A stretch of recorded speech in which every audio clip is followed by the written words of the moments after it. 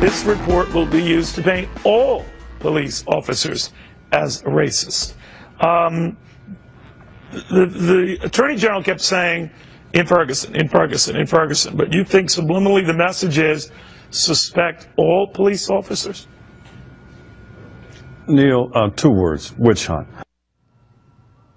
Witch hunt. All right. Joining us now is Reverend Jesse Lee Peterson, president and founder of the Brotherhood Organization of a New Destiny, Bond, and syndicated radio host. Reverend, the Justice Department report yesterday indicting the police department for, being out of whack with arrests compared to the percentage of blacks, and they might have had some legitimate claims in there as well. I don't doubt that. But how much of this concerns you? Yeah, Steve, thanks so much for having me on. I am not surprised about the outcome of this. I said from day one that the Ferguson situation was never about Michael Brown. It was an opportunity for Obama, Eric Holder, Sharpton, and the so-called civil rights leader to redistribute wealth and power. That's all that they care about. And so they did a thorough investigation of Officer Dan Wilson. They could not find anything that indicated that this was about race. And instead of going back and apologizing to him, helping this man and his family to get their lives back together, they just dump this man and go to the next scene. And now they have, quote unquote, investigated the police department there. And I said a while back is that they were going to do that.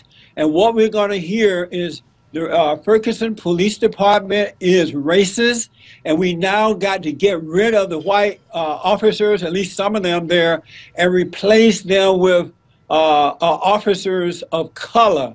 That is what this is all about, and it's been about that from day one.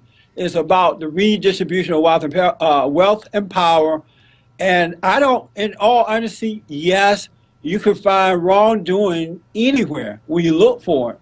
But I personally don't believe the full report of the Justice Department, because these people have lied to us so much that it is impossible for me to believe the full outcome of what they're reporting. Reverend, let me ask you about this part of the report, which was regarding the police officer, Darren Wilson, who was not charged by the Justice Department in the shooting of Michael Brown. They say that 6 of the most credible witnesses were afraid to come forward because it went against the community story of hands up, don't shoot, which never happened. Even though the Congressional Black Caucus and others went out on the steps of the Capitol and did it, it never happened. And they say these people were in fear of their lives. One woman, a 61-year-old woman, black woman, put a couch up against her door so the feds couldn't come in and serve her with a subpoena. Another elderly man, black, said, I'd rather go to jail. I'm not testifying. And here's why. There were street signs, and this is according to the Justice Department report, that said, snitches get stitches. So, man, I mean, they were afraid for their lives, yet nobody's addressing this. Well, I mean, has justice investigated this? And they're not going to investigate it. They don't care about that. They don't care about innocent black Americans who are living in these communities that are out of control. I've said for a long time, Steve, that most black Americans are suffering not because of racism, but they're like a moral character. They're very angry. And that anger they take out on one another since they can't get to the white man. And anybody, any black person in the black community who decides that they want to be a man or a woman of truth, they want to judge people based on character and not color, you are considered a bitter enemy of those who hate good. And I have to tell you, too many black people hate good. They're very angry. And I understand how those people feel, and not surprised to hear this, because if they don't go along with the black, quote-unquote, agenda, their lives will be taken if they live in the inner cities area. Even with me, you know, I used to be a Democrat. God forgave me, and I got over that. I used to be into my blackness. I used to be into blackness, but when God changed my heart and took away my anger, I am now into the character of the person and not the color. And the moment I overcame that and became an independent person, I became the enemy of the black community. I have to travel now with a bodyguard because they hate black Americans who don't go along with hating white folks, blaming everybody else for their problems. Any black person who become independent become an enemy of the black community. That's very, very sad. Very briefly, your take on the Netanyahu speech.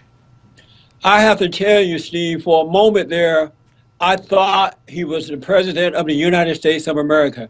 I have not heard that type of authority and truth and simplicity and love for a country since Ronald Reagan.